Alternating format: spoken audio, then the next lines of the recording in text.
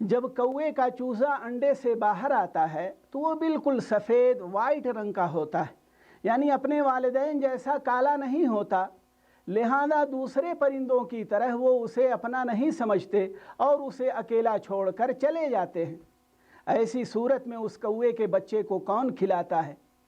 کہتے ہیں اس چوزے کے منہ سے ایک ایسی بو نکلتی ہے جو ایک خاص قسم کے کیڑے کو پیاری لگتی ہے، اور وہ سونگھتے ہوئے اس کے منہ یعنی ٹھور پر آ کر بیٹھ جاتا ہے۔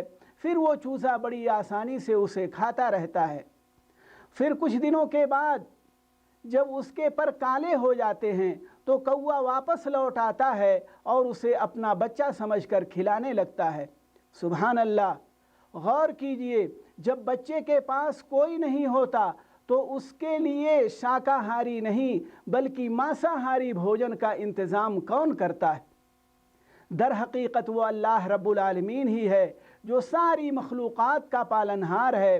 سورہ ہود کی آیت نمبر 6 میں سچ فرمایا، وَمَا مِن دَابَّةٍ فِي الْأَرْضِ إِلَّا عَلَى اللَّهِ رِزْقُهَا، یعنی زمین پر چلنے پھرنے والے جتنے جاندار ہیں سب کی روزیاں اللہ پر ہیں۔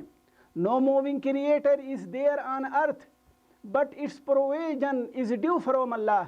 خواتین و حضرات، کھانے اور کھلانے کے ڈر سے پیٹ میں پل رہے بچوں کا قتل اور سوسائیڈ وغیرہ ہرگز نہ کیجیے۔